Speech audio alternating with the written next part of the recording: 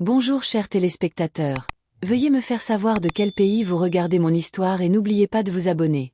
Je m'appelle Margaret Elleney, et à 73 ans, je pensais savoir ce que trahison voulait dire. J'avais tort. La pluie martelait le pare-brise du SUV noir de mon beau-fils alors que nous roulions sur une route de campagne déserte, à 30 km de Millbrook, dans l'Ohio. Mes mains arthritiques serraient mon sac à main en cuir usé, le même que mon défunt mari Robert m'avait offert pour notre 40e anniversaire de mariage. Dans ce sac se trouvait tout ce que je possédais maintenant. 67 $, mes médicaments sur ordonnance, une photo fanée de Robert, et l'acte de propriété d'une maison que je ne pouvais plus appeler chez moi. Je regardais par la fenêtre passager les champs de maïs sans fin, mon cœur battant de confusion et d'une terreur grandissante. Il y a seulement 3 heures, j'étais assise dans mon propre salon, la même pièce où j'avais élevé ma fille Sarah, où j'avais soigné Robert pendant sa dernière maladie, où j'avais prévu de passer mes dernières années entourée de souvenirs d'une vie bien vécue. Maintenant, on m'emmenait loin de tout ce que j'avais jamais connu, et je ne comprenais toujours pas comment on en était arrivé là. Les funérailles avaient eu lieu hier, une cérémonie petite et silencieuse que j'avais organisée et payée avec le reste de mes économies. La pension de Robert couvrait à peine nos dépenses mensuelles, et ses factures médicales avaient complètement épuisé notre fonds de retraite. Mais je voulais donner à mon mari de 51 ans des adieux dignes. Sarah s'était tenue à côté de moi au bord de la tombe, tenant mon bras, murmurant des mots de réconfort. « Ne t'inquiète pas, maman, » avait-elle dit. « Nous allons tout prendre en charge maintenant. Tu n'as plus à porter ce fardeau toute seule. » J'avais ressenti un tel soulagement, une telle gratitude pour le soutien de ma fille. J'avais élevé Sarah comme mère célibataire pendant les 8 premières années de sa vie, travaillant des doubles quarts au restaurant de Murphy pour mettre de la nourriture sur la table et des vêtements sur son dos. Quand Robert était entré dans nos vies, il avait embrassé Sarah comme sa propre fille, ne la faisant jamais se sentir comme moins que son enfant précieux. Je pensais l'avoir bien élevée, lui avoir enseigné les valeurs de famille, de loyauté et de compassion. Y me trompais. Ce matin, tout a changé. Sarah est arrivée à la maison avec son mari Derek et leurs jumeaux, Jake et Jamie, âgés de 8 ans. J'avais été si heureuse de voir mes petits-fils, pensant qu'ils étaient venus passer du temps avec moi, pour m'aider à traiter mon chagrin. Au lieu de cela, Sarah m'a fait asseoir à la table de la cuisine et m'a expliqué, d'une voix froide comme l'acier hivernal, qu'ils avaient pris des « arrangements » pour mon avenir. « Maman, nous en avons parlé, et nous pensons qu'il vaut mieux que tu déménages au manoir du coucher de soleil, » dit-elle, glissant une brochure sur la table. « C'est une belle résidence pour personnes âgées à environ 1 heure d'ici. Tu auras ta propre chambre, 3 repas par jour, et des soins professionnels. Derek a parlé avec l'administrateur, et ils ont une place disponible. » Je regardais la brochure brillante, mes mains tremblant. L'endroit ressemblait plus à une prison qu'à une maison. Quand j'ai essayé de protester, quand je lui ai rappelé que c'était ma maison, que Robert et moi avions fini de payer l'hypothèque il y a 20 ans, Derek s'est avancé avec des papiers dans la main. « En fait, Margaret, » dit Derek, sa voix douce comme la soie mais tranchante comme une lame, « il y a eu un léger changement de propriété. » Il a placé les documents devant moi, pointant vers des signatures dont je ne me souvenais pas avoir faites. Quand Robert était malade, tu as signé une procuration à Sarah. Elle a pris quelques décisions financières pour aider avec les dépenses médicales. La maison a dû être refinancée, eh bien. Il a haussé les épaules comme s'il discutait de la météo. Les paiements sont en retard. Nous essayons de sauver ce que nous pouvons de tes biens, mais la maison doit aller à quelqu'un qui peut l'entretenir correctement. Je regardais les papiers, ma vision se brouillant de larmes et de confusion. Je ne me souvenais pas avoir signé quelque chose comme ça. Pendant la maladie de Robert, Sarah m'avait aidé avec tant de documents pour l'assurance et les soins médicaux. Avais-je involontairement signé ma maison? Derek a continué à parler de responsabilité financière et de décisions pratiques, mais ces mots semblaient venir de sous l'eau. Tout à quoi je pouvais penser était comment Robert et moi avions peint chaque pièce de cette maison, comment nous avions planté le jardin de roses ensemble, comment nous avions célébré chaque matin de Noël ici même dans ce salon. Maintenant me voilà, assise dans le SUV de Derek alors qu'il me conduisait vers ce qu'il appelait « un logement temporaire », jusqu'à ce que la résidence pour personnes âgées puisse traiter ma demande. La pluie devenait plus forte, et la route semblait s'étendre sans fin devant nous. Derek n'avait pas dit un mot depuis que nous avions quitté la maison, conduisant juste avec sa mâchoire serrée et ses yeux fixés sur la route. J'apercevais des aperçus de son visage dans le rétroviseur, et ce que j'y voyais me glaçait le sang. Ce n'était pas le beau-fils attentionné qui avait épousé ma fille il y a 5 ans. C'était un étranger avec des yeux calculateurs et un cœur fait de pierre. J'essayais de reconstituer quand les choses avaient changé, quand Sarah avait commencé à me regarder comme si j'étais un fardeau au lieu d'être sa mère. Était-ce quand Robert est tombé malade et que j'avais besoin de leur aide pour faire les courses? Était-ce quand j'avais demandé à emprunter de l'argent pour ses médicaments? Ou était-ce quelque chose de plus profond, quelque chose qui avait grandi dans l'ombre pendant que j'étais trop occupée à prendre soin de mon mari mourant pour le remarquer? Les questions tourbillonnaient dans mon esprit comme les nuages d'orage qui se rassemblaient dehors. Le SUV a soudainement ralenti, et Derek s'est arrêté sur le côté de la route. Nous étions au milieu de nulle part, entourés de champs vides et d'une obscurité qui semblait tout avaler. Mon cœur a commencé à battre la chamade quand Derek a éteint le moteur et s'est tourné pour me faire face. « C'est ici que tu descends, Margaret, » dit-il, sa voix dénuée de toute chaleur ou humanité. Je le regardais avec incrédulité, certaine d'avoir mal entendu. « Pardon, qu'est-ce que tu as dit ?» Derek a ouvert sa porte et est venu de mon côté, ouvrant la porte passager et me faisant signe de sortir sous la pluie battante. « J'ai dit que c'est ici que tu descends. Sarah et moi en avons discuté, et nous avons décidé que la résidence pour personnes âgées ne va finalement pas marcher. Trop cher. Tu es seule maintenant. » Je ne pouvais pas bouger, ne pouvais pas respirer, ne pouvais pas traiter ce qui se passait. Ça devait être une sorte de terrible cauchemar. Personne ne pouvait être si cruel, surtout pas envers une femme de 73 ans qui venait d'enterrer son mari. Alors que je ramassais ma valise trempée et commençais à marcher sur cette route sombre et trempée de pluie, je me suis fait une promesse. Je survivrai à cela. Je trouverai un moyen non seulement d'endurer, mais de prospérer.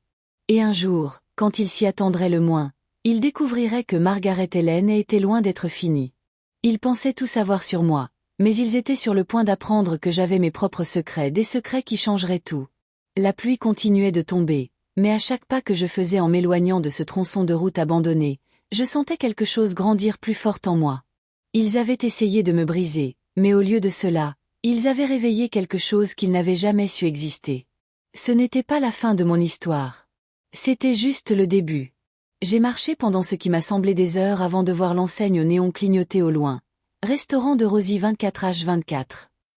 Mes vêtements étaient trempés, ma valise semblait peser 50 kilos, et mon arthrite criait de protestation à chaque pas. Mais cette enseigne lumineuse me semblait le paradis. J'ai poussé la porte vitrée, et une petite cloche a sonné pour annoncer mon arrivée. La chaleur m'a frappé immédiatement, ainsi que l'odeur de café et de bacon qui me rappelait en mon ancien travail au restaurant de Murphy il y a 30 ans. Quelques camionneurs étaient assis au comptoir, et un jeune couple partageait un morceau de tarte dans un box d'angle. Tout le monde a levé les yeux quand je suis entrée, se demandant probablement ce qu'une vieille femme trempée faisait dehors par ce temps. Je devais ressembler à quelque chose que le chat avait traîné, mais j'ai gardé la tête haute et me suis dirigée vers le comptoir avec autant de dignité que je pouvais rassembler. La serveuse derrière le comptoir avait probablement la quarantaine, avec des yeux bienveillants et des cheveux grisonnants tirés en queue de cheval pratique. Son badge indiquait « Linda », et elle me regardait avec le genre de préoccupation maternelle qui m'a serré la gorge d'émotions inattendues. « Chérie, tu as l'air d'avoir traversé l'enfer, » dit-elle, atteignant déjà une serviette propre. « Qu'est-ce qui t'est arrivé ?» J'ai accepté la serviette avec gratitude et essayé de penser à comment expliquer ma situation sans avoir l'air complètement pathétique. « Mon transport m'a laissé sur la route, » dis-je simplement. Je me demandais si je pouvais rester ici un moment, juste jusqu'à ce que la pluie s'arrête. Les yeux de Linda se sont plissés de suspicion, mais pas dirigés vers moi. « Quelqu'un t'a laissé dehors dans cette tempête ? » « La nuit. »« Chérie, ce n'est pas bien. »« Ce n'est pas bien du tout. » Elle m'a versé une tasse de café sans demander et l'a glissée sur le comptoir. « Celle-ci est offerte par la maison. Tu peux rester aussi longtemps que tu en as besoin. » J'ai enroulé mes mains autour de la tasse chaude et senti les larmes menacées de déborder. Cela faisait si longtemps que quelqu'un m'avait montré une simple gentillesse sans rien attendre en retour. Linda a dû voir mon état émotionnel parce qu'elle s'est penchée par-dessus le comptoir et a baissé la voix. « Je ne veux pas être indiscrète, mais est-ce que tu as quelque part où aller ce soir ? Parce que si tu n'en as pas, je connais un endroit. » J'ai secoué la tête, ne me faisant pas confiance pour parler. Il y a un motel à environ 3 kilomètres sur la route. Propre, sûr, tarif raisonnable. Le propriétaire, Frank, est un homme bien. Si tu manques d'argent, je pourrais passer un coup de fil. La générosité de cet inconnu m'a bouleversée.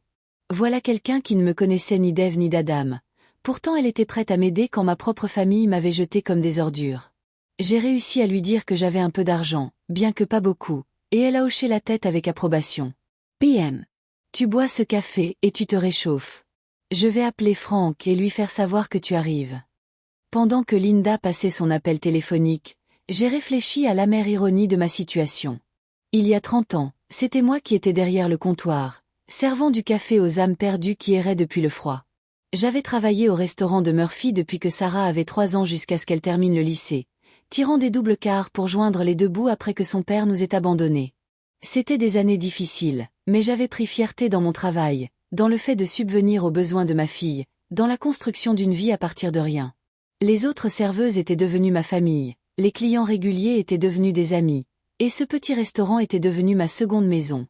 Je me souvenais de la satisfaction de glisser une assiette chaude devant quelqu'un qui avait l'air affamé, de remplir les tasses de café pour les camionneurs qui avaient des kilomètres à parcourir avant de pouvoir se reposer.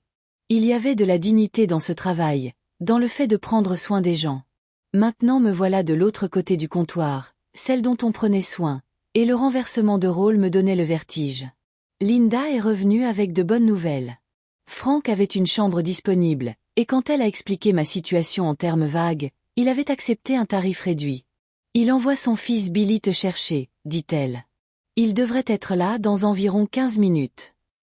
J'ai essayé de protester que je pouvais marcher, mais Linda n'a rien voulu entendre. Chérie, tu en as assez traversé ce soir. Laisse les gens t'aider. Pendant que nous attendions, elle a rempli mon café et m'a apporté une part de tarte aux pommes. Offerte par la maison, dit-elle quand j'ai essayé de refuser. Ma grand-mère disait toujours que la tarte pouvait guérir à peu près n'importe quoi. La tarte était délicieuse, me rappelant celle que j'avais l'habitude de faire pour Sarah quand elle était petite. À l'époque, une part de tarte maison pouvait transformer sa pire journée. Nous nous asseyions ensemble à la table de la cuisine, et elle me racontait l'école, ses amis, ses rêves pour l'avenir. Quand avions-nous cessé de parler comme ça? Quand avait-elle cessé de me voir comme quelqu'un qui valait la peine de passer du temps avec? Billy est arrivé pile à l'heure, un jeune homme dans la vingtaine avec les yeux bienveillants de son père et un pick-up qui avait connu des jours meilleurs. Il a chargé ma valise à l'arrière sans se plaindre et m'a aidé à monter sur le siège passager comme si j'étais faite de verre. Pendant le court trajet vers le motel, il m'a parlé de sa famille, de son travail pour son père, de ses plans pour reprendre l'entreprise un jour. Sa conversation désinvolte a aidé à me distraire du cauchemar de ma journée, et je me suis trouvée presque souriante alors qu'il parlait de sa petite amie et de leurs plans pour se marier le printemps prochain. Papa dit toujours que tout le monde a une histoire, dit-il alors que nous nous garions sur le parking du motel. Il m'a appris à traiter chaque client comme s'il était quelqu'un de spécial, parce qu'il l'est. Ces mots m'ont frappé plus fort qu'il ne pouvait le savoir. Oui, j'étais quelqu'un de spécial. J'étais une mère, une veuve, une femme qui avait travaillé dur toute sa vie et méritait mieux que ce qu'on m'avait donné. Le motel du coucher de soleil était exactement ce que Linda avait promis, propre, sûr, et à prix raisonnable. Frank nous a rencontrés à la porte du bureau, un homme dans la soixantaine avec des mains calleuses et un sourire authentique. Il m'a enregistré sans poser trop de questions, bien que je puisse voir l'inquiétude dans ses yeux quand il a remarqué mes vêtements mouillés et mon état général de détresse. La chambre 12 est agréable et tranquille, dit-il, me tendant une clé métallique à l'ancienne. Douche chaude, drap propre, et le chauffage marche bien. Si tu as besoin de quoi que ce soit, n'importe quoi, tu appelles juste le bureau. Ma femme Dolores et moi vivons dans l'appartement en haut. Alors que Billy portait ma valise à la chambre, Frank a marché à côté de moi lentement, adaptant son rythme à mon traînement fatigué. Linda a dit que tu avais eu des problèmes de voiture, dit-il diplomatiquement. J'ai hoché la tête, pas prête à partager toute la vérité avec cet étranger bienveillant. Eh bien, demain est un nouveau jour. Les choses ont une façon de s'arranger. La chambre 12 était petite mais immaculée, avec un lit qui ressemblait au paradis pour mon corps épuisé. Après que Billy et Frank soient partis, je suis restée dans l'embrasure de la porte un moment, examinant cet espace qui était maintenant ma maison. Ce n'était pas grand-chose, mais c'était chaud et sec et sûr, ce qui était plus que ce que j'avais eu quelques heures plus tôt. J'ai pensé à Derek s'en allant, me laissant sur cette route sombre, et j'ai ressenti une vague de colère si intense qu'elle m'a surprise. Il avait compté sur moi étant impuissante, compté sur moi n'ayant nulle part où me tourner. Mais me voilà, entourée d'étrangers qui m'avaient montré plus de gentillesse en une soirée que ma propre famille ne m'en avait montré en moi.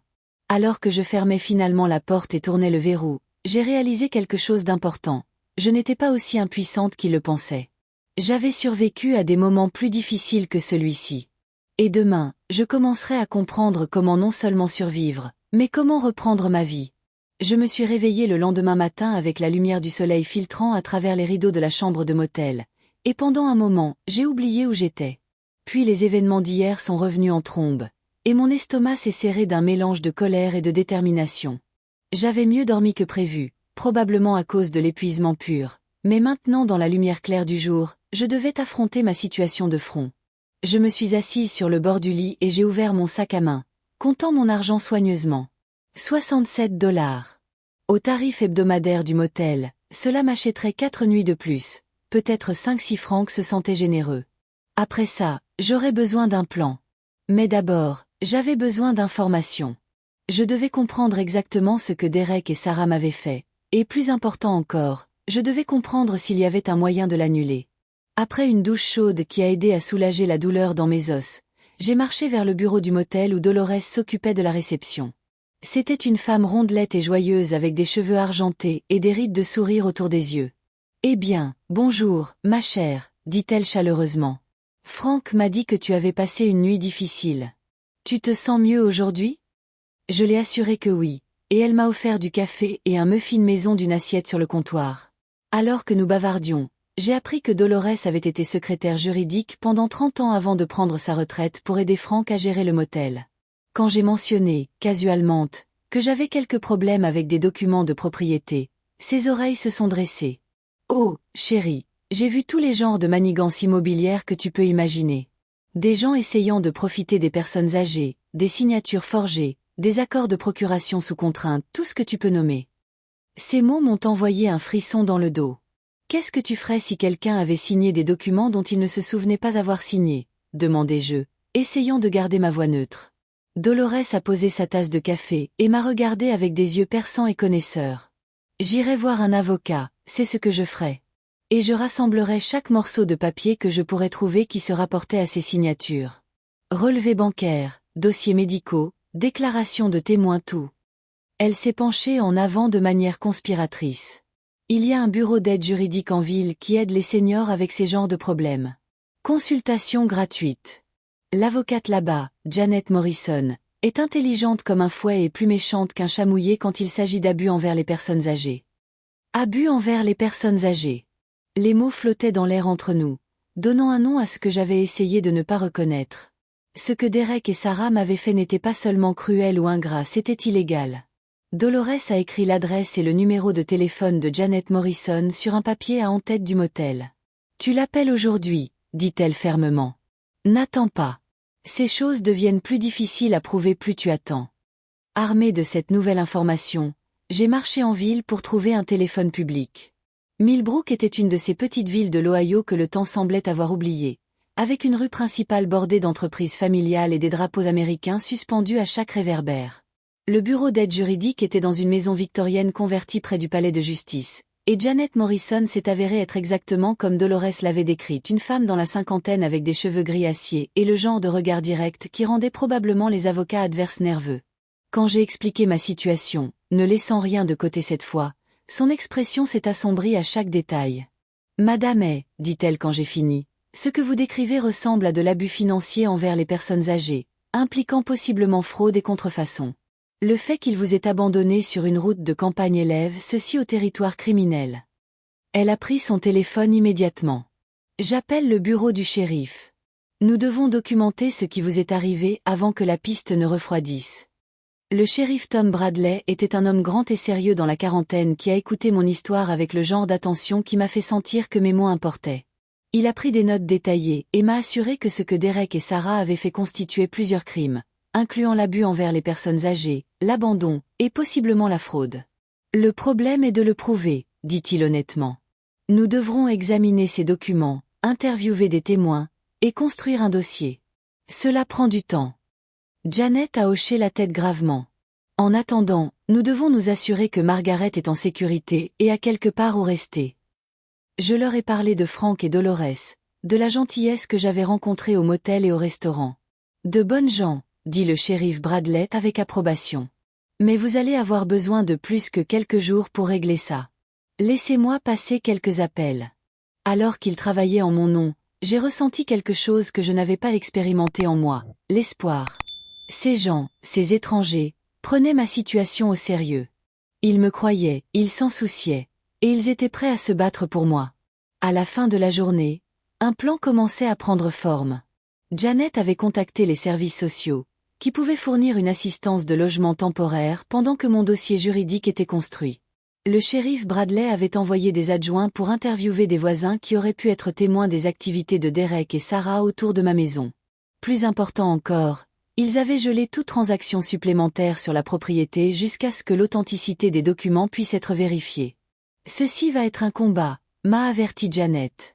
Votre fille et beau-fils ne vont pas abandonner facilement, surtout s'ils ont déjà emménagé dans votre maison ou emprunté contre sa valeur. Êtes-vous préparé pour ça?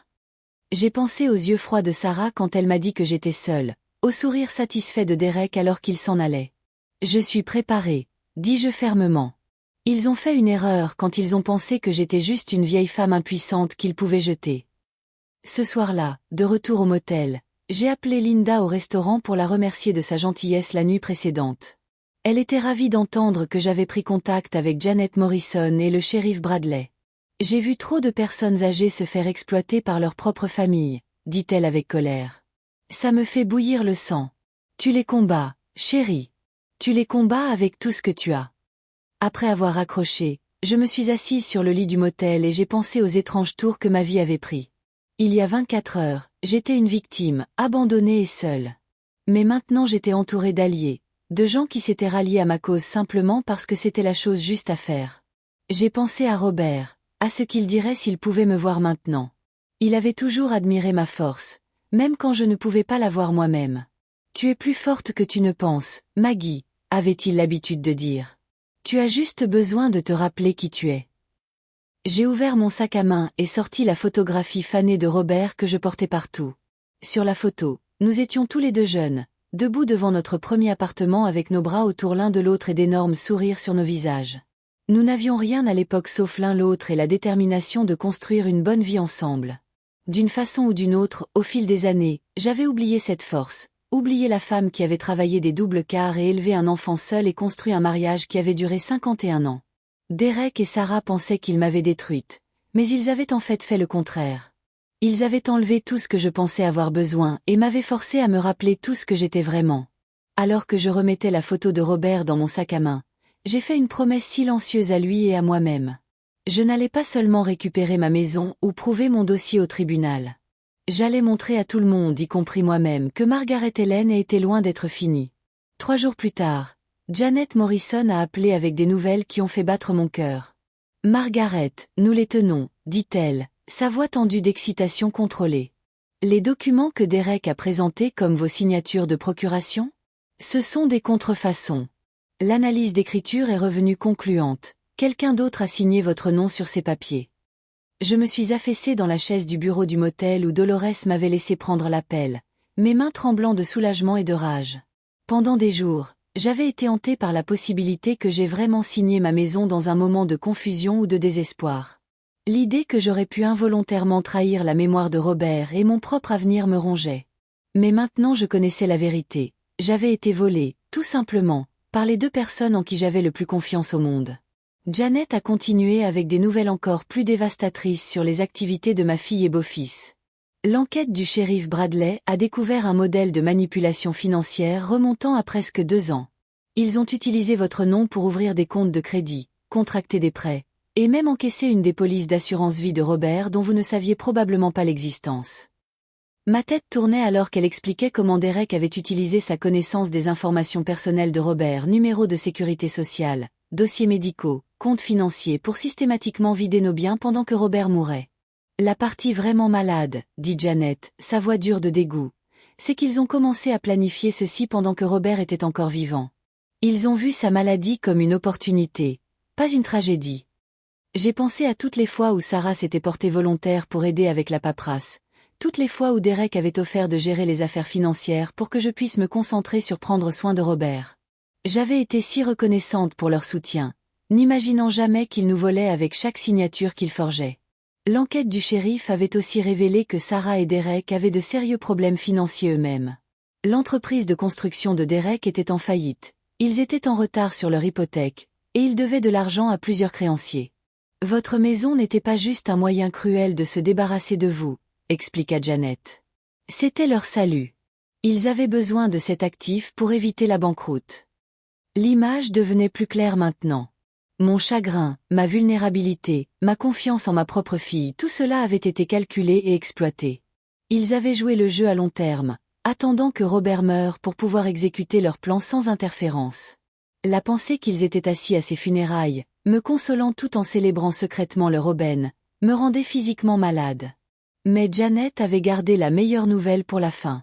La maison est toujours à votre nom, Margaret. Tous ces documents de prêt et transfert de propriété sont nuls parce qu'ils étaient basés sur des signatures frauduleuses. Derek et Sarah ont vécu dans votre maison illégalement pendant la semaine passée, pensant qu'ils la possédaient. Elle a fait une pause pour les faits. Le shérif Bradley leur remet des papiers d'expulsion et des accusations de fraude cet après-midi. Vous pouvez rentrer chez vous. Rentrez chez moi. Les mots auraient dû me remplir de joie, mais au lieu de cela je ressentais un mélange étrange d'émotions. Une partie de moi était transportée de joie à la perspective de retourner dans la maison que Robert et moi avions partagée, de dormir dans mon propre lit et de m'occuper de mon propre jardin. Mais une autre partie de moi était terrifiée. Cette maison contenait tant de souvenirs, tant de chagrins, et maintenant elle contiendrait aussi la trahison de ce que Sarah et Derek avaient fait.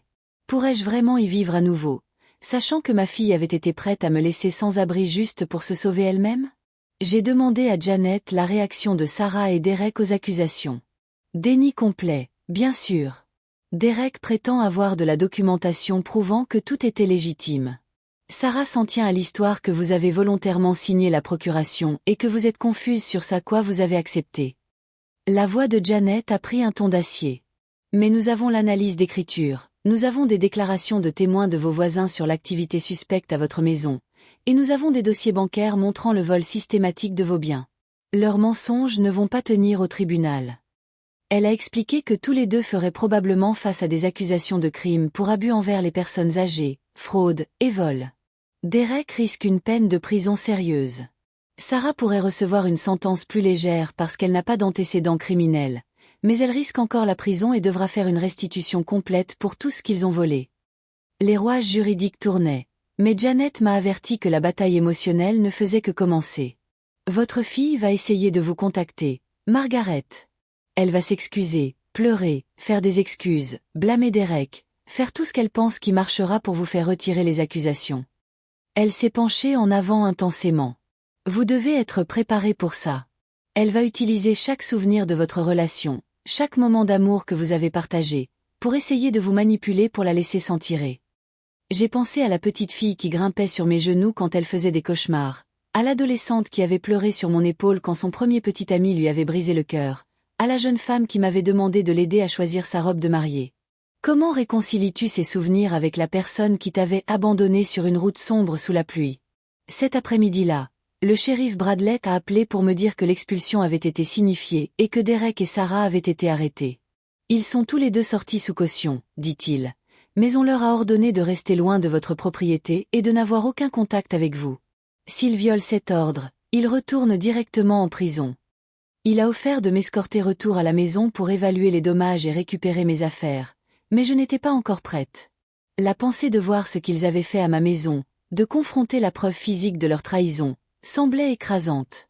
Prenez votre temps, dit-il gentiment. La maison ne va nulle part, et vous avez traversé assez de traumas. Quand vous serez prête, nous serons là pour vous soutenir. Cette nuit-là, j'étais couchée dans mon lit de motel pensant à la justice et au pardon, à la différence entre les deux et si j'étais assez forte pour poursuivre les deux. Le système juridique gérerait les crimes de Derek et Sarah, mais je devrais gérer les conséquences émotionnelles seule. Ils avaient volé mon argent, ma maison et mon sentiment de sécurité, mais le pire vol était quelque chose qui ne pouvait être retourné par aucun tribunal, ma confiance en ma propre fille. Cette nuit-là, pour la première fois depuis que Robert était mort, j'ai pleuré non seulement pour lui, mais pour la fille que je pensais avoir élevée, la famille que je pensais avoir construite, et la femme naïve que j'avais été qui croyait que l'amour et le sacrifice seraient toujours retournés en nature. Mais quand les larmes se sont finalement arrêtées, j'ai senti quelque chose d'autre émerger. Une détermination froide et claire de voir ceci jusqu'au bout, peu importe combien ça faisait mal. Une semaine plus tard, je me sentais finalement prête à rentrer chez moi. Le shérif Bradley est venu me chercher au motel dans sa voiture de patrouille, et Frank et Dolores sont sortis pour me voir partir comme si j'étais de la famille. « Tu appelles si tu as besoin de quoi que ce soit », dit Dolores, me serrant fort. « Et tu te rappelles que tu as des amis ici maintenant. » Le trajet vers ma maison n'a pris que 20 minutes, mais ça semblait comme un voyage vers une autre planète. Tout avait l'air pareil, les rues bordées d'arbres, les pelouses bien entretenues, les maisons des voisins que j'avais regardées chaque jour pendant 33 ans. Mais je me sentais comme une personne différente de la femme qui avait été forcée de quitter cet endroit il y a seulement 8 jours. Cette femme avait été brisée, confuse et impuissante. La femme qui revenait était en colère, déterminée, et armée de la vérité. Ma maison avait l'air plus petite que dans mes souvenirs, et il y avait des signes de la brève occupation de Derek et Sarah partout. La pelouse avait besoin d'être tondue, il y avait des mégots de cigarettes dans mes parterres de fleurs, ni Robert ni moi n'avions jamais fumé, et quelqu'un avait laissé des sacs poubelles près de la porte d'entrée. Le shérif Bradley a déverrouillé la porte pour moi et est entré en premier pour s'assurer que tout était sûr. Ils ont fait leurs valises rapidement quand nous avons signifié les papiers, dit-il, mais ils n'ont pas tout pris. Ce que j'ai vu à l'intérieur m'a fait bouillir le sang. Ils avaient réarrangé tous mes meubles, accroché leurs propres photos sur mes murs, et laissé leurs affaires éparpillées dans toute la maison comme s'ils possédaient l'endroit. Dans la chambre principale, ma chambre, la pièce où Robert était mort, ils avaient remplacé notre photo de mariage sur la table de nuit par une photo d'eux-mêmes. J'ai marché dans chaque pièce lentement, cataloguant les dommages et les insultes. Ils avaient utilisé le bureau de Robert comme stockage pour l'équipement de construction de Derek.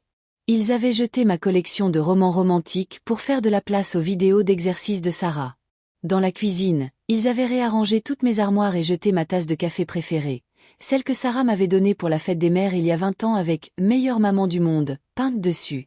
L'ironie de cette tasse cassée assise dans ma poubelle ne m'échappait pas. Le shérif Bradley m'a suivi dans la maison, prenant des photos et faisant des notes pour le dossier criminel en cours. « Je suis désolé que vous ayez à voir ça, dit-il tranquillement. C'est comme s'ils essayaient de vous effacer de votre propre maison. » Mais la pire découverte était dans le sous-sol. Derek avait installé ce qui ressemblait à un bureau à domicile là-bas, complet avec des classeurs pleins de documents. Le shérif Bradley et moi les avons examinés ensemble, et ce que nous avons trouvé était stupéfiant. Ils avaient des dossiers détaillés de chaque crime financier qu'ils avaient commis, chaque signature forgée, chaque bien volé. Il y avait des copies de faux documents de procuration, des demandes de prêts remplies en mon nom, et même une chronologie qu'ils avaient créée montrant quand ils prévoyaient exécuter chaque phase de leur stratagème. C'est soit le travail d'idiot complet, dit le shérif Bradley, secouant la tête, ou ils étaient si confiants qu'ils s'en étaient tirés qu'ils ne pensaient pas avoir besoin de cacher quoi que ce soit. Regardant leur dossier méticuleux de ma destruction financière, j'ai réalisé que c'était probablement les deux.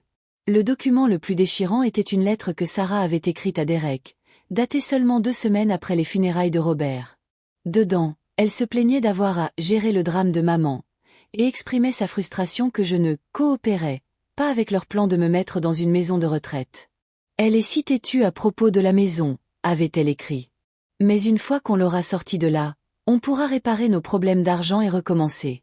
Je dois juste continuer à prétendre que je m'en soucie jusqu'à ce qu'on puisse le rendre légal.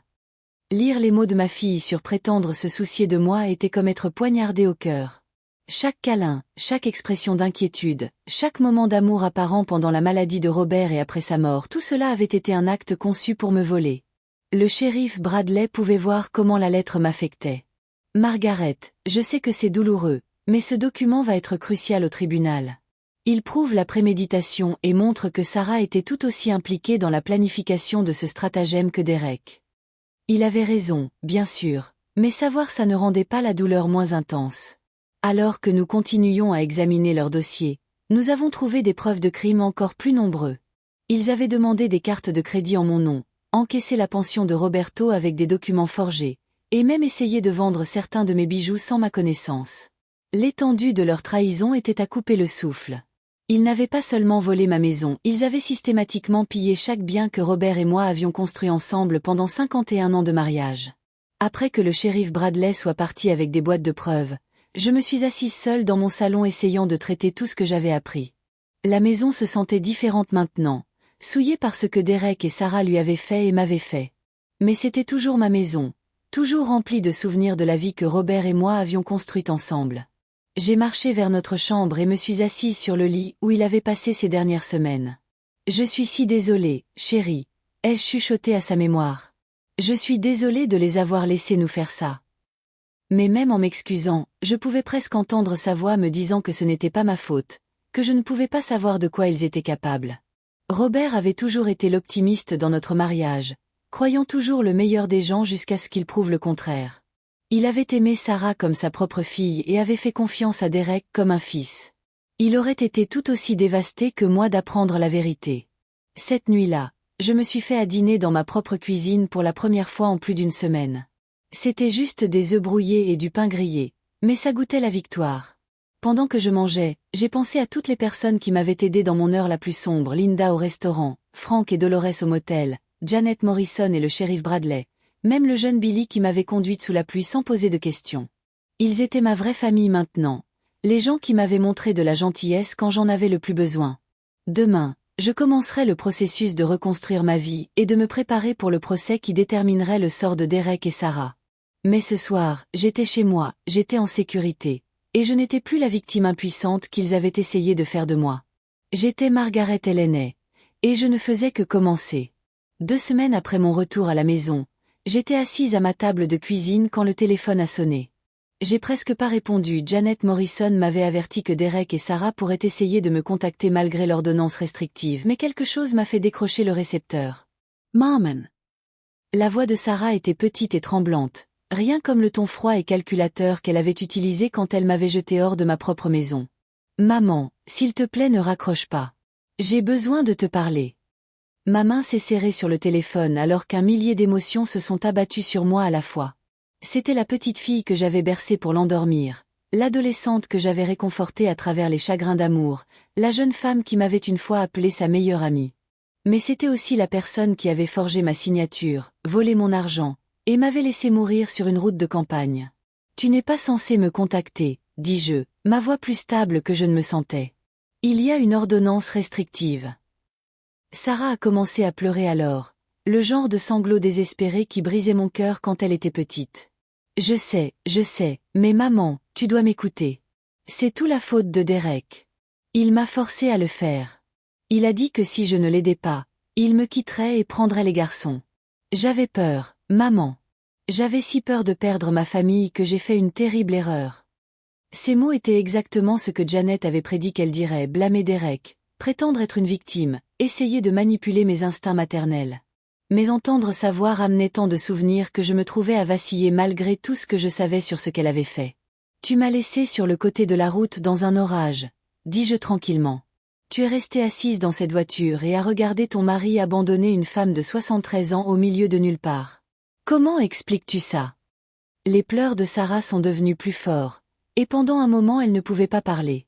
Quand elle a finalement trouvé sa voix, c'était à peine un murmure.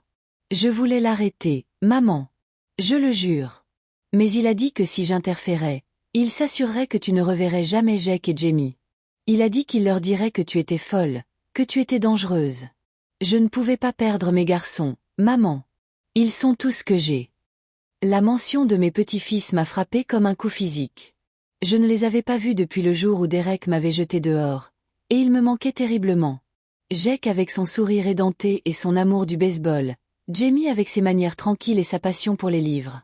Derek avait-il vraiment menacé de les tenir loin de moi? Ou était-ce juste une autre manipulation? Sarah a continué à plaider sa cause, se peignant comme une autre des victimes de Derek. Elle m'a parlé de son alcoolisme, de son tempérament, de ses menaces de la quitter avec rien si elle ne faisait pas ce qu'il voulait. Il avait des dettes de jeu, maman. Seriously. Le genre de personne à qui il devait de l'argent n'accepte pas d'excuses. Il a dit que si on n'obtenait pas d'argent rapidement, quelque chose de mauvais arriverait à nous tous. Une partie de moi voulait la croire, voulait penser que ma fille n'était pas capable de la trahison froide que j'avais expérimentée. Mais alors je me suis souvenu de la lettre qu'elle avait écrite, celle où elle se plaignait de mon « drame », et parlait de prétendre se soucier. « Sarah, dis-je, coupant ses explications, j'ai trouvé la lettre que tu as écrite à Derek. Celle où tu parlais de prétendre te soucier de moi jusqu'à ce que tu puisses me sortir de la maison. » Le silence à l'autre bout de la ligne était assourdissant. Quand Sarah a finalement parlé, sa voix avait complètement changé. Les larmes étaient parties, remplacées par quelque chose de plus dur et plus désespéré. Tu n'étais pas censée trouver ça, dit-elle. Maman, tu dois comprendre, j'étais en colère quand j'ai écrit ça. En colère et effrayée et ne pensant pas clairement. Ça ne voulait rien dire. Mais ça avait tout signifié, et nous le savions toutes les deux. Cette lettre avait révélé ses vrais sentiments, le ressentiment et le calcul qui se cachaient derrière son acte de fille aimante. Ça voulait dire assez pour que tu l'exécutes, dis-je. Ça voulait dire assez pour que tu aides Derek à forger ma signature et voler ma maison et me laisser pour morte. Je n'ai jamais voulu te faire du mal, dit Sarah, mais sa voix manquait de conviction maintenant. Tout a juste échappé à tout contrôle. Derek a dit que ce serait simple, qu'on emprunterait juste contre la maison jusqu'à ce qu'on puisse payer ses dettes, et puis on rembourserait et tu n'aurais jamais besoin de le savoir. Mais alors les dettes ont grossi, et les paiements sont devenus plus difficiles, et tout a spiralé hors de contrôle. J'ai écouté ses excuses avec une sorte de fascination détachée. Même maintenant, prise sur le fait avec des preuves de ses crimes, elle essayait encore de minimiser ce qu'elle avait fait. Essayait encore de faire sonner ça comme un malentendu malheureux plutôt qu'une trahison calculée qui avait presque coûté ma vie. Et Jake et Jamie? Demandai-je, parce que je devais savoir. Est-ce qu'ils savent ce que tu as fait? La voix de Sarah s'est brisée à nouveau. Ils pensent qu'on déménage à cause du travail de Derek. Ils continuent à demander quand ils peuvent revoir grand-maman Margaret. Je ne sais pas quoi leur dire. L'image de mes petits-fils demandant après moi, ne comprenant pas pourquoi j'avais soudainement disparu de leur vie, était presque insupportable. Ils étaient des victimes innocentes dans tout ça, des enfants qui grandiraient en sachant que leurs parents étaient des criminels, leur famille détruite par l'avidité et la trahison. Tu aurais dû penser à eux avant de décider de me voler, dis-je, bien que les mots se sentaient comme du verre dans ma gorge. Sarah a fait une dernière tentative désespérée pour m'atteindre. Maman, s'il te plaît. Te supplie. Ne les laisse pas m'envoyer en prison. Ne m'éloigne pas de mes garçons. Ils ont besoin de leur mère. C'était la supplication que j'avais redoutée, celle qui frappait au cœur de tout ce que j'avais jamais été comme parent. Pendant 45 ans, les besoins de Sarah étaient passés avant les miens. Son bonheur, sa sécurité, son avenir avaient été ma préoccupation principale. Même maintenant, même après tout ce qu'elle m'avait fait, la mère en moi voulait la protéger. Mais j'ai pensé à cette nuit sur la route de campagne, à la satisfaction froide dans la voix de Derek alors qu'il s'en allait, à Sarah assise silencieusement sur le siège passager pendant que j'étais abandonnée à mourir. J'ai pensé à la façon systématique dont ils avaient volé tout ce que Robert et moi avions travaillé pour, à la lettre où elle parlait de prétendre se soucier de moi. Je t'aime, Sarah, dis-je finalement. Je t'aimerai toujours parce que tu es ma fille. Mais je ne peux pas te sauver des conséquences de ce que tu as fait. Tu as fait tes choix, et maintenant tu dois vivre avec. Avant qu'elle puisse répondre, j'ai raccroché le téléphone. Mes mains tremblaient, et je me sentais comme si j'allais être malade, mais je ressentais aussi autre chose, le soulagement. Pour la première fois depuis que ce cauchemar avait commencé, j'avais choisi moi-même par-dessus les besoins de ma fille. J'avais refusé d'être manipulée par la culpabilité et l'instinct maternel. C'était la chose la plus difficile que j'ai jamais faite, mais c'était aussi nécessaire. Sarah avait franchi une ligne qui ne pouvait pas être défranchie, avait brisé quelque chose qui ne pouvait pas être réparé. La femme qui l'avait élevée était partie, et la femme qui restait devait être assez forte pour voir la justice rendue. 6 mois plus tard, je me suis assise dans la salle d'audience regardant ma fille et beau-fils faire face aux conséquences de leurs crimes. Le procès avait été retardé plusieurs fois alors que leurs avocats essayaient toutes les manœuvres juridiques possibles pour éviter la condamnation, mais les preuves contre eux étaient écrasantes. Janet Morrison était assise à côté de moi, sa présence un réconfort alors que nous nous préparions à voir la justice servie. De l'autre côté de l'allée, Sarah avait l'air mince et pâle dans sa robe bleue conservatrice, tandis que Derek portait un costume qui ne pouvait pas cacher le désespoir dans ses yeux. Ils avaient tous deux plaidé non coupables, me forçant à témoigner sur l'expérience la plus traumatisante de ma vie devant une salle pleine d'étrangers. Quand ce fut mon tour de prendre la barre, j'ai ressenti chacune de mes 73 années alors que je marchais lentement vers la chaise des témoins.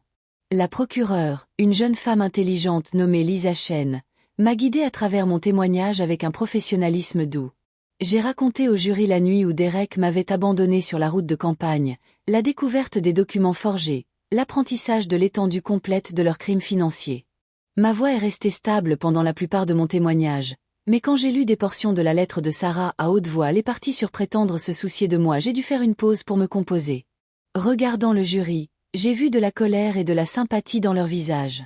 C'étaient des gens qui travaillaient, des parents et grands-parents qui comprenaient la confiance sacrée entre membres de la famille et l'horreur d'avoir cette confiance trahie.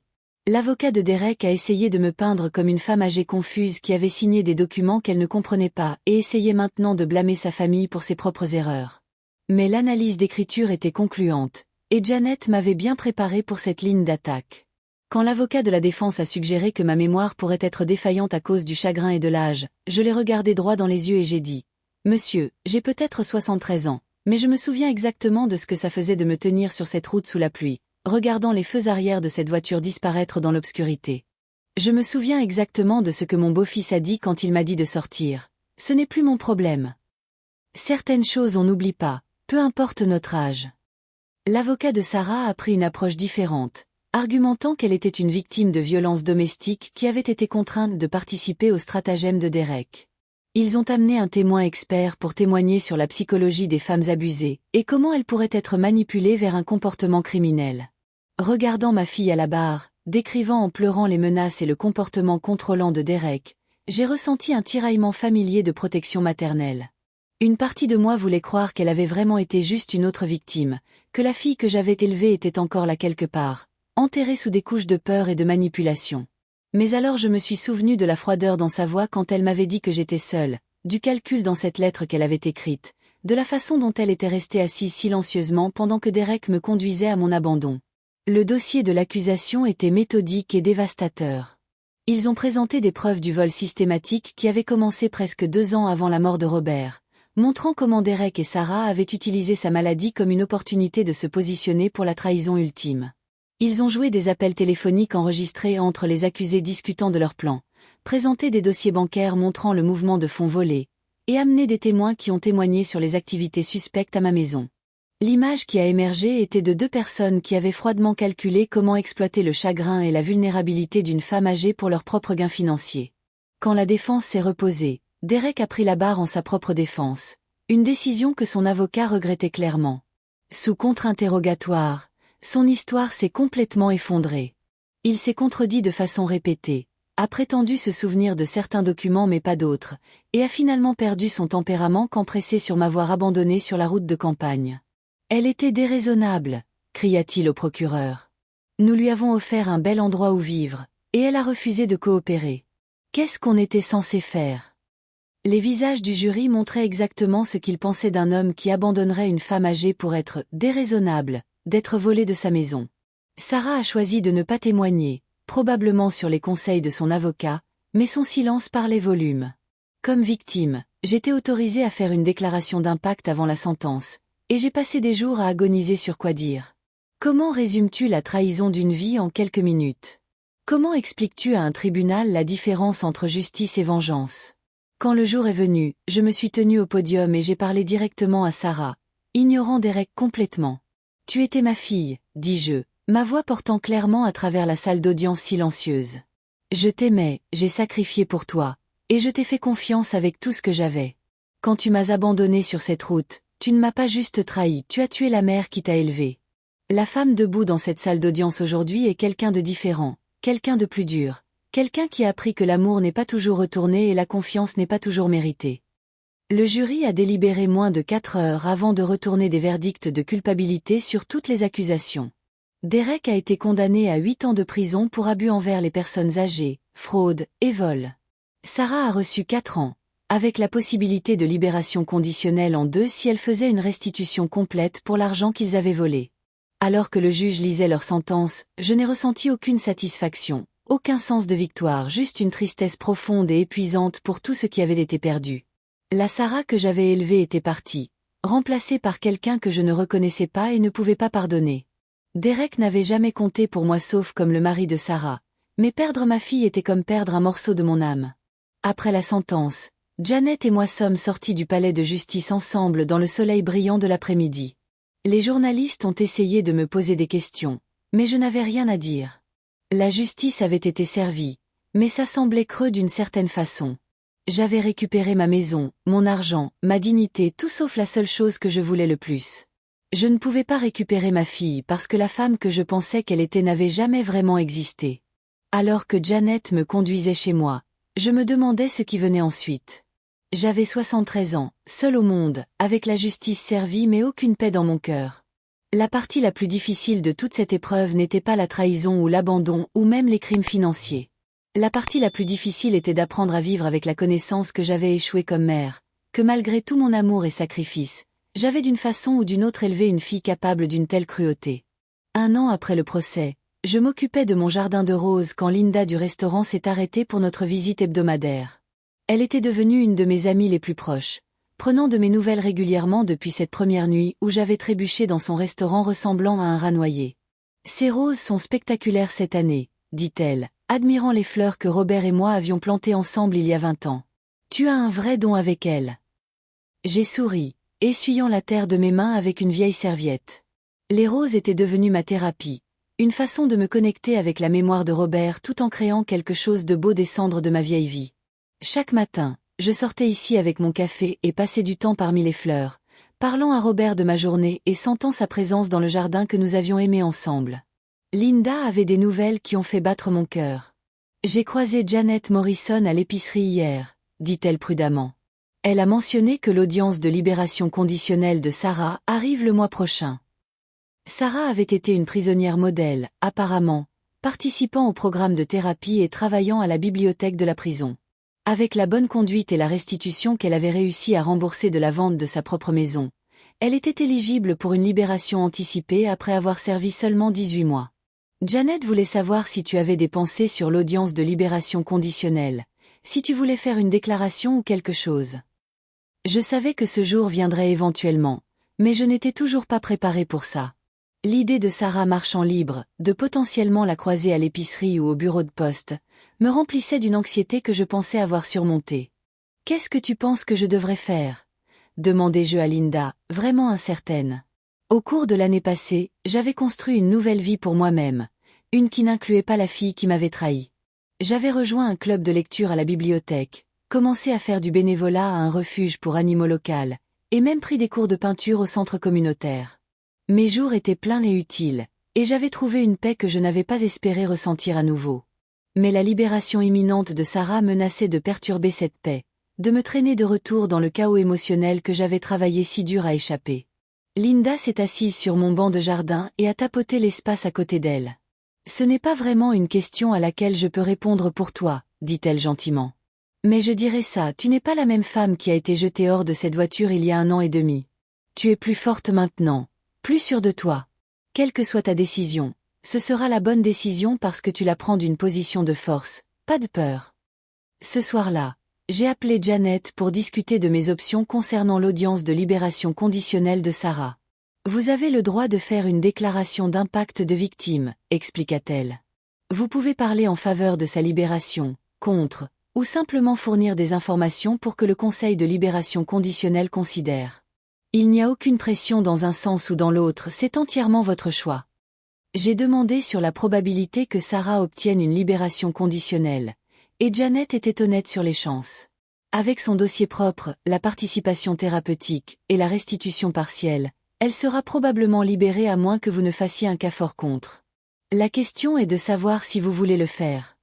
Est-ce que je voulais garder ma fille en prison? La question m'a hantée pendant des jours. Une partie de moi voulait encore la protéger, ressentait encore cet instinct maternel de l'abriter des conséquences. Mais une autre partie de moi se souvenait de cette nuit sur la route de campagne, se souvenait de la lettre où elle parlait de prétendre se soucier de moi. La situation de Derek était différente, il ne serait pas éligible pour la libération conditionnelle pendant plusieurs années de plus, et franchement, je ne me souciais pas de ce qui lui arrivait. Mais Sarah était ma fille, l'enfant que j'avais allaité à travers les fièvres et célébré aux remises de diplômes. Comment réconcilies-tu cette histoire avec la réalité de ce qu'elle avait fait? J'ai passé des heures à marcher dans ma maison, regardant de vieilles photographies et essayant de comprendre où j'avais mal tourné comme mère. Avais-je été trop indulgente? Trop confiante? Avais-je échoué à lui enseigner la différence entre le bien et le mal? Les questions n'avaient pas de réponse, mais les poser m'aidait à traiter les émotions complexes que je ressentais encore sur toute la situation. 2 semaines avant l'audience de libération conditionnelle, j'ai reçu une lettre de Sarah. Elle avait été transmise par le bureau de Janet, puisque l'ordonnance restrictive était toujours en effet. La lettre était différente de l'appel téléphonique désespéré qu'elle avait fait pendant l'enquête, plus calme, plus réfléchi, mais toujours déchirante à lire. Elle a écrit sur son temps en prison, sur les séances de thérapie qui l'avaient aidé à comprendre ses actions, sur la culpabilité qu'elle portait chaque jour pour ce qu'elle m'avait fait. « Je sais que je ne mérite pas ton pardon », écrivait-elle.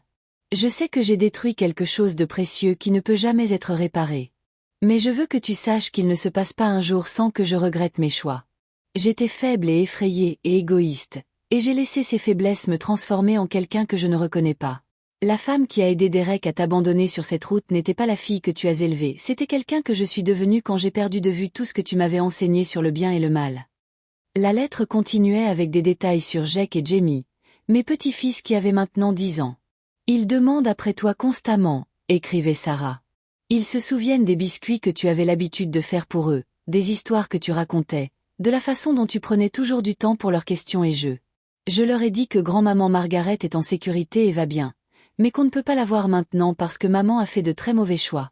Ils ne comprennent pas, et je ne sais pas comment leur expliquer sans détruire complètement leur image de moi. Lire sur mes petits-fils m'a amené les larmes aux yeux. Ils étaient des victimes innocentes dans tout ce gâchis, des enfants qui avaient perdu leur grand-mère à cause des crimes de leur mère. Peu importe ce que Sarah avait fait d'autre, elle était encore leur mère, et ils avaient besoin d'elle. La lettre se terminait avec une demande qui m'a surprise. « Je ne te demande pas de me pardonner ou de me redaccueillir dans ta vie, » écrivait Sarah. « Je sais que je ne mérite aucune de ces choses. Mais je te demande de ne pas t'opposer à ma libération conditionnelle. Pas pour moi, mais pour Jake et Jamie. Ils ont besoin de leur mère, même si c'est une personne imparfaite et brisée qui a fait de terribles erreurs. Je veux être une meilleure personne pour eux, réparer d'une façon ou d'une autre les dommages que j'ai causés. Je ne peux pas le faire de prison. » Elle a signé la lettre simplement « Sarah », pas « ta fille » ou « amour », Sarah, comme elle l'avait toujours fait avant. Même dans sa demande d'aide, elle reconnaissait que notre relation avait fondamentalement changé. Après avoir lu la lettre plusieurs fois, j'ai pris ma décision. J'ai appelé Janet et lui ai dit que je ne m'opposerais pas à la libération conditionnelle de Sarah, mais je ne la soutiendrai pas non plus.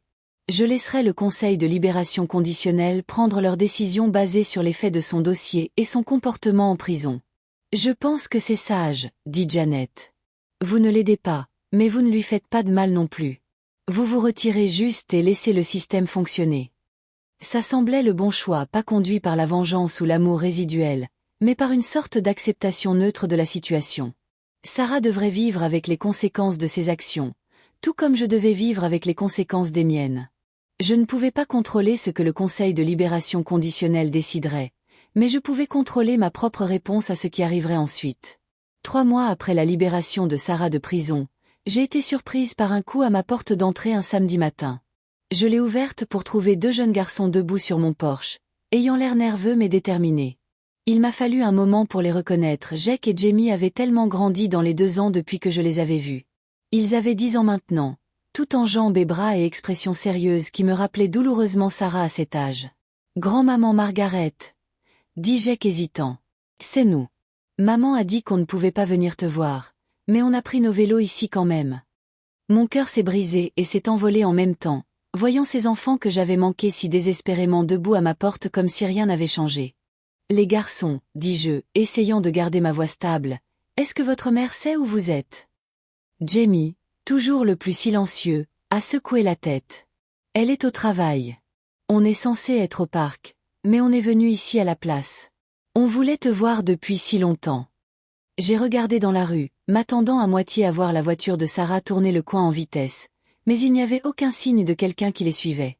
Ces garçons braves avaient décidé de leur propre chef de me chercher, pédalant probablement leur vélo sur des kilomètres pour arriver ici. Je ne pouvais pas les renvoyer, malgré les complications légales que leur visite pourrait créer. « Entrez, dis-je, me déplaçant pour les laisser entrer. On doit appeler votre mère et lui faire savoir que vous êtes en sécurité. » À l'intérieur de ma maison, les garçons regardaient autour avec le genre d'attention prudente qui suggérait qu'ils mémorisaient tout. « Ça a l'air pareil, » dit Jake avec soulagement. On était inquiet que ça pourrait être différent.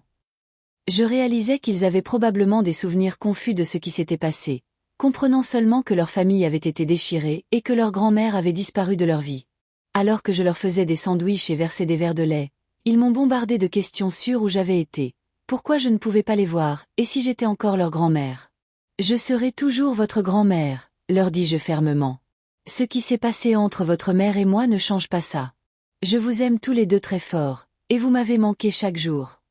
Quand j'ai appelé Sarah pour lui faire savoir que les garçons étaient avec moi, sa voix était tendue de panique et quelque chose d'autre, peut-être la honte. Oh mon Dieu, Margaret, je suis si désolée. Je n'avais aucune idée qu'il planifiait ça. Je vais venir les chercher tout de suite. Mais quand j'ai regardé Jake et Jamie, assis à ma table de cuisine comme s'ils appartenaient là, j'ai pris une décision impulsive. Pourquoi ne pas les laisser rester quelques heures?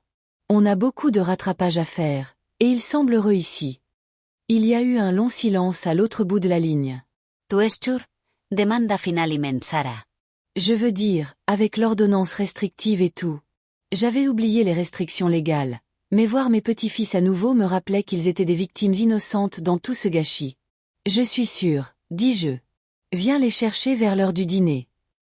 L'après-midi que j'ai passé avec Jake et Jamie était à la fois merveilleux et déchirant.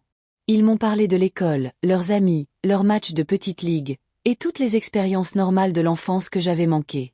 Mais ils ont aussi posé des questions plus difficiles sur pourquoi leur famille s'était effondrée, pourquoi leur père était en prison, et pourquoi ils ne pouvaient plus me voir. J'ai essayé de leur donner des réponses appropriées à leur âge sans détruire complètement leur image de leurs parents. Parfois les adultes font de très mauvais choix, expliquai-je.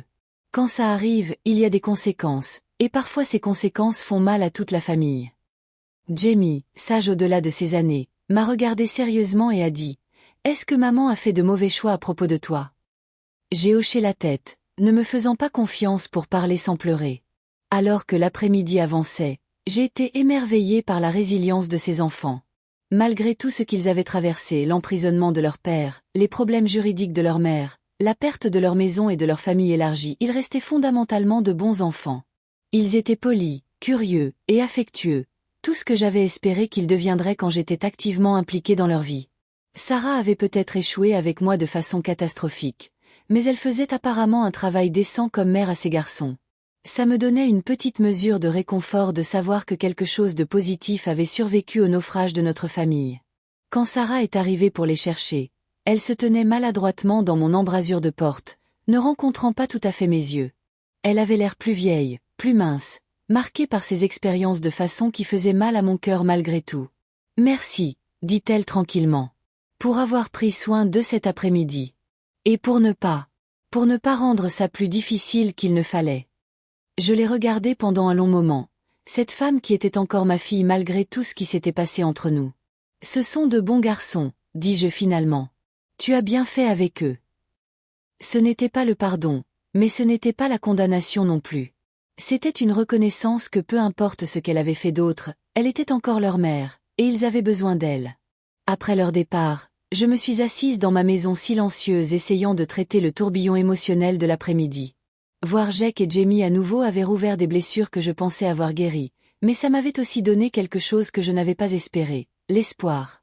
Pas l'espoir de réconciliation avec Sarah, ce pont avait été brûlé trop tôt rougli pour être reconstruit. Mais l'espoir que la génération suivante pourrait échapper aux dommages des choix de leurs parents, que ces enfants innocents pourraient grandir pour être de meilleures personnes que nous avions été.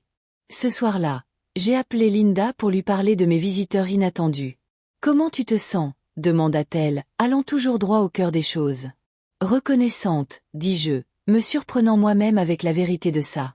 Reconnaissante qu'ils voulaient encore me voir, reconnaissante qu'ils vont bien, reconnaissante que du bon a survécu à tout le mal. » Cette nuit-là, alors que je m'asseyais dans mon jardin parlant à Robert comme je le faisais chaque soir, j'ai réalisé que quelque chose de fondamental avait changé dans mon cœur. Pendant 2 ans, j'avais été concentrée sur la trahison, la justice et la douleur de perdre ma fille. Mais voir Jake et Jamie m'a rappelé que l'amour ne suit pas toujours les lignes nettes que nous traçons autour de nos griefs. Je pouvais aimer mes petits-fils sans pardonner leur mère. Je pouvais vouloir qu'ils soient heureux et en bonne santé sans vouloir Sarah de retour dans ma vie.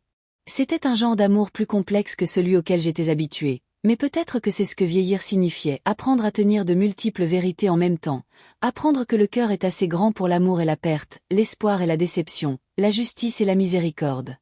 5 ans après cette terrible nuit sur la route de campagne, je me tenais à nouveau dans le palais de justice, mais cette fois comme témoin de quelque chose de beau plutôt que dévastateur. Jake, maintenant 15 ans et plus grand que moi, était reconnu par le tribunal pour mineurs pour son travail de service communautaire avec les résidents âgés de la maison de retraite locale. Jamie, 13 ans et toujours silencieux mais confiant, avait gagné un concours d'essai d'État sur l'importance du pardon familial.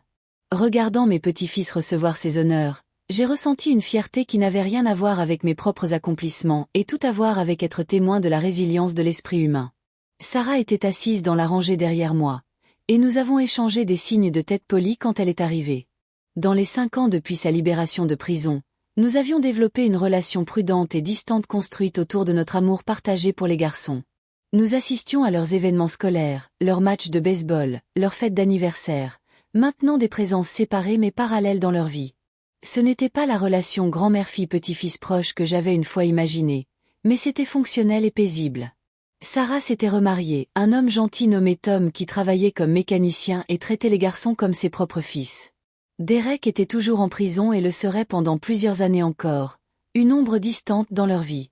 Après la cérémonie, Jake m'a approché avec le genre d'expression sérieuse qu'il portait comme petit garçon quand il avait quelque chose d'important à dire. « Grand-maman Margaret, dit-il, je voulais que tu saches que mon projet de service communautaire a été inspiré par toi. Après ce qui s'est passé avec maman et tout, j'ai réalisé combien les personnes âgées contribuent à la société et comme elles sont parfois maltraitées par leur propre famille. Je voulais faire quelque chose pour aider. » Ces mots m'ont frappé avec une force inattendue. Ce jeune homme avait pris le trauma de la destruction de notre famille et l'avait transformé en service aux autres. Il avait appris de nos erreurs et choisi d'être meilleur que nous avions été. Jamie nous a rejoints, tenant son prix d'essai. « Tu aimerais le lire ?» demanda-t-il timidement. L'essai était intitulé « Pourquoi le pardon ne signifie pas oublier ?» et alors que je lisais ces mots réfléchis sur la famille, la responsabilité et la guérison, j'ai réalisé que ces enfants comprenaient des concepts qui m'avaient pris des décennies à saisir. Ils écrivaient sur aimer leur mère tout en reconnaissant ses erreurs, sur la différence entre le pardon et la réconciliation, sur comment les familles peuvent être brisées et reconstruites dans de nouvelles configurations. C'était de la sagesse au-delà de leurs années, durement gagnée à travers des expériences qu'aucun enfant ne devrait avoir à endurer. Plus tard ce soir-là, je me suis assise dans mon jardin comme d'habitude, parlant à Robert des événements de la journée. Les roses étaient en pleine floraison, plus belles qu'elles n'avaient jamais été quand il était vivant. J'avais appris à en prendre soin correctement à travers l'essai et l'erreur, à travers des saisons de succès et d'échecs, à travers le travail patient de nourrir quelque chose de beau d'un sol difficile. Les garçons vont bien s'en tirer, lui dis-je. Peu importe les erreurs que Sarah et moi avons faites, peu importe les dommages qui ont été faits, ils vont s'élever au-dessus de tout ça. Ils vont être le genre d'homme dont tu serais fier. Je pouvais presque sentir sa présence dans la brise du soir, son approbation des jeunes hommes que ses beaux petits-fils devenaient. Alors que je me préparais pour le lit cette nuit-là, j'ai réfléchi sur l'étrange voyage qui m'avait amené à ce point. Il y a 5 ans, j'avais été une femme brisée abandonnée sur une route de campagne, convaincue que la trahison de ma fille avait détruit tout ce qui était significatif dans ma vie. J'avais eu tort. La trahison avait détruit une version de ma vie, mais elle m'avait aussi libérée pour construire quelque chose de nouveau et différent. J'avais appris que j'étais plus forte que je ne savais, que la gentillesse existait encore dans le monde, et que les familles pouvaient être choisies aussi bien que nées. Linda, Frank et Dolores, Janet Morrison, le shérif Bradley, ces gens étaient devenus ma famille de façon que les relations de sang ne garantissaient jamais. Les batailles juridiques étaient depuis longtemps terminées, la restitution financière complète, les relations redéfinies. Sarah et moi ne serions plus jamais mère et fille dans le sens traditionnel, mais nous avions trouvé un moyen de coexister paisiblement pour le bien de Jake et Jamie. Ce n'était pas la fin que j'aurais choisie, mais c'était une fin avec laquelle je pouvais vivre. Plus important encore, c'était un commencement pour 2 jeunes hommes remarquables qui avaient appris que les gens peuvent survivre à la trahison, que l'amour peut prendre plusieurs formes, et que la meilleure réponse à être blessé n'est pas de blesser les autres en retour, mais de les aider à guérir. Alors que j'éteignais les lumières et montais vers ma chambre, la même chambre où Robert était mort, où Derek et Sarah avaient une fois accroché leurs propres photos, où je dormais maintenant paisiblement sachant que j'étais en sécurité et sécurisée, j'ai réalisé que mon histoire avait bouclé la boucle. Pas de retour à où elle avait commencé, mais vers quelque part d'entièrement nouveau. Je n'étais plus la femme naïve qui avait fait confiance inconditionnellement, ni n'étais-je la victime amère qui avait été jetée comme des ordures. J'étais Margaret Ellenet, 78 ans, survivante et prospère, grand-mère de 2 garçons merveilleux, amie de plusieurs bonnes personnes, Épreuve vivante qu'il n'est jamais trop tard pour recommencer. La femme qui avait été abandonnée sur cette route sombre sous la pluie était partie pour toujours. À sa place se tenait quelqu'un de plus dur mais aussi plus sage, quelqu'un qui avait appris que la famille la plus importante n'est pas toujours celle dans laquelle on est, mais celle qu'on choisit de s'entourer. Alors que je m'endormais dans mon propre lit, dans ma propre maison, entourée de mes propres choses et de mes propres souvenirs, j'ai souri à la pensée que Derek et Sarah avaient essayé de me détruire mais m'avaient au lieu donné le plus grand cadeau de ma vie, la connaissance de ma propre force et la liberté de l'utiliser. Ils m'avaient expulsé pensant que je disparaîtrais, mais au lieu de ça, je m'étais trouvé. Et ça, pensais-je alors que le sommeil me prenait, c'était la meilleure vengeance de toutes. Fin.